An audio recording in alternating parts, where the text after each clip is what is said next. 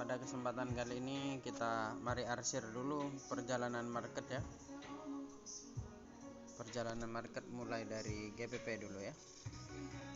Biasanya kalau saya melihat seperti ini teman-teman.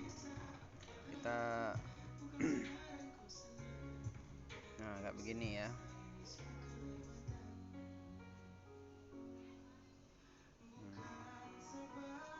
Dari sini aja.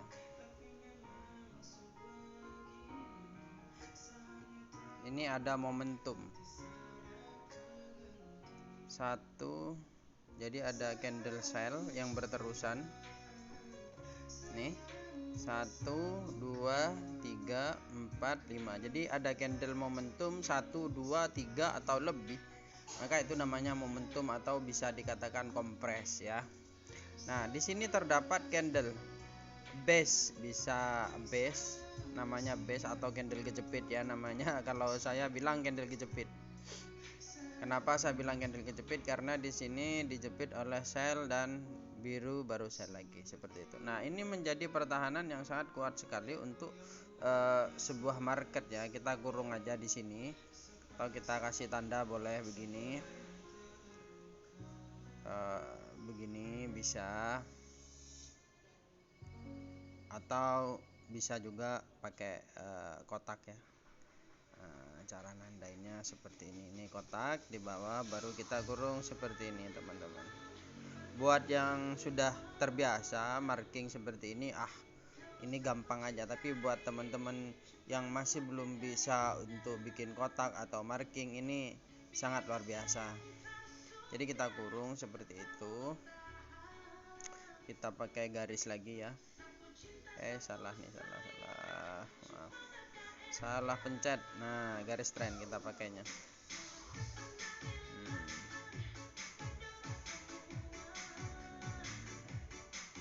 Maklum, kalau yang marking begini memang lebih enak di laptop sih. Ini supaya mudah aja. Laptopnya dipakai. Bisa dipakai ya. Sudah base ya. Kalau kita kasih turun aja. Kita yang penting sudah tandain, sudah kita kotakin ya. Nah, di sini kan sudah kita kotakin. Di sini ada yang namanya momentum lagi. 1, 2, 3. Nah, di sini ada base. 1, 2, 3 itu namanya base ya. Candle kejepit juga sama namanya candle kejepit. Nah, kita kurung seperti ini lagi, maka kita kurung lagi. Jangan bosan-bosan untuk marking yang seperti ini. Karena apa? Ini melatih kita nanti, ya kan, melatih supaya nanti kedepannya begitu lihat market kita sangat mudah sekali gitu loh teman-teman ya. Oke.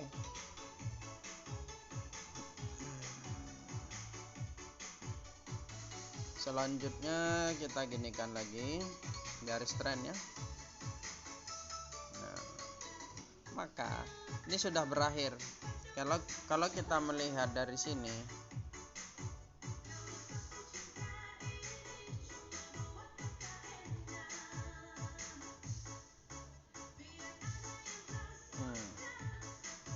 di sini terus terdapat perlawanan. Ini kan ekornya kecil, baru perlawanan di sini. Ekor di sini kita marking ya ekornya.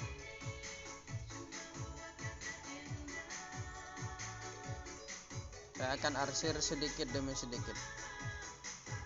Nah, untuk mengetahui buat aliran yang supply demand, maka ini sangat penting sekali ya teman-teman untuk marking ekornya. Nah, kapan kita entry-nya? Bisa dari sini untuk entry posisi. Ketika ini terjadi ekor ada penolakan harga, kita bisa buy atau kita kasih garis trend berikutnya di sini. Harga sebelum dan sesudahnya ini menunjukkan ada seperti ini teman-teman. Nah, ada naik ya daripada ekor sebelumnya. Ini menandakan harga akan naik. Dari sini kita bisa melihat bahwasanya harga ini akan naik nanti. Nah, untuk open posisi kita bisa posisi buy di sini, ekor ini. SL-nya di mana? Dari sini tambahkan 10 pip. Jadi umpamanya di sini 3571, kita tambahkan 10 pip jadi SL-nya 13561 ya, teman-teman. Nah, kok umpamanya nyampe di sini, ini kan ada antara ekor sini dengan ekor sini, atau orang bilang shadow ya. Shadow ini dengan sini kan sudah lebih tinggi yang ini kan. Ini juga sama, menunjukkan sebuah market itu akan uptrend. Nah, setelah itu kita lambat di sini nih. Ini kan pertahanan di sini. Kita lambat, umpamanya mau open di sini kita lambat. Kita dapatnya di sini. Ini kan sudah tembus ya. Sudah tembus di sini, dia sudah sangat tembus ini. Ini tembus ini. Maka bisalah kita untuk marking dari sini, marking lagi. Jadi pertahanannya di mana ya? Di sini nih, kita menunggu ini kan buy lagi. Nah, di sini candle kejepit ya, base. Bisa juga menunggu di area ini untuk open posisi karena ini sudah buy. Ya udah, kita tinggal tunggu seperti ini, teman-teman. Untuk ngebuy terus, kapan kita akan beralih posisi atau open posisi untuk sell. Nah, ini di sini.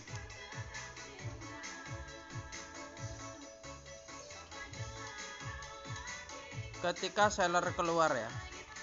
Ini memang seller keluar, tapi kan biasa kalau saya untuk seller yang seperti ini, maaf teman-teman, yang ini kita hapus dulu ya. Oh, nggak usah deh. Ini aja.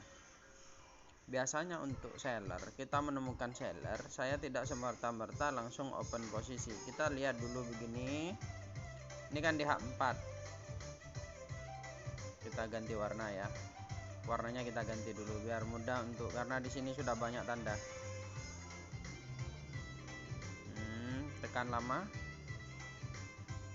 Kalau di Android kita ganti warna apa ya? Ini warna ini aja. Oke ya, teman-teman. Kita baru kalau umpamanya kita H4, kita pindah 2 tingkat. Jadi M30 kita perhatikan. Kalau itu kan tadi kita sell ya, seller ya, ada sell ya. Nah, di sell itu tadi apa? Ada nggak perlawanan harga untuk kita open posisi? Jangan sampai itu hanya tipuan belaka dari sebuah market. Nah, mari kita bongkar dulu M30-nya. Nah, ini kan yang tadi kan. Nah, dari sini nih kan sell nih. Ketika kita melihat di M30, ternyata sell-nya itu mati. Terdapat buyer masuk nih, buy, tek, ya kan? Lawan lagi dari sini. Nah, di sini yang tadi saya bilang, ekor ketemu ekor, shadow ketemu shadow, ya kan? Ini lebih naik, kawan-kawan. Itu menunjukkan bahwasanya harga itu ada uptrend. Oke. Nah, ini juga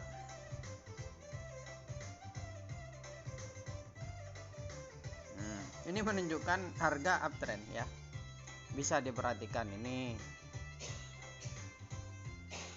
Makanya kenapa SL itu kita harus tambahkan 10 pip. Nah, khawatirnya ini. Kayak ini kan umumnya kita ngepres di ekor, SL kita didapat nih. Berapa pip nih?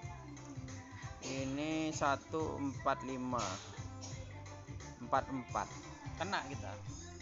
Tapi kalau tambahkan 10 pip itu sudah termasuk titik aman. Kok umpamanya kena, ya berarti itu bentuk dari sebuah kegagalan. Nggak selamanya kita open posisi itu berhasil, ada juga kegagalannya, teman. Ada gagalnya. Jadi nggak ada ceritanya market itu 100% profit. Wah, ini analisanya keren, 100% berhasil terus tanpa gagal. Itu nggak mungkin, tetap ada gagalnya.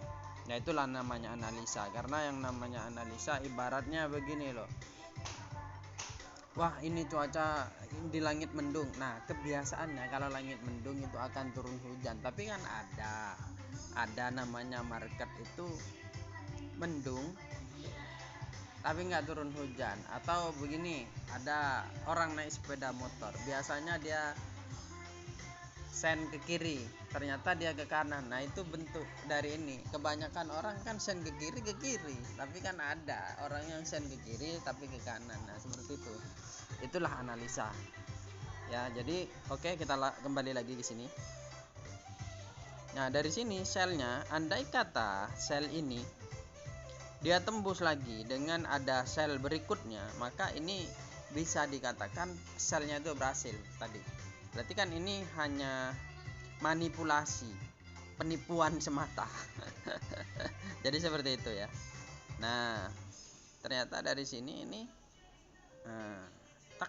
di sini kan ini sudah mati, maka kita bisa ambil posisi buy, terus naik harga kan. Nah, ini juga manipulasi ini. Kalau secara candlestick, di mana ada candle sebelumnya dimatikan, maka kita akan nge-sell. Kalau kita tidak marking di sininya, kita akan mudah untuk ditipu oleh sebuah market. Nah kalau kita marking ekor ini tidak mudah percaya kita untuk open posisi sell, kita marking dulu apa yang terjadi di situ. Pokoknya di sini M30, kita kembalinya ke M5. Bener nggak nih sell gitu loh. Seperti itu. Mungkin seperti itu teman-teman, karena ini sudah 11 menit ya. Biasa kalau umumnya terlalu lama kadang kita bosan ya. Jadi saya bikin videonya pendek-pendek semua supaya mudah untuk dilihat, nggak bosan gitu loh. Oke, mungkin seperti itu teman-teman. Salam profit, go $2 juta.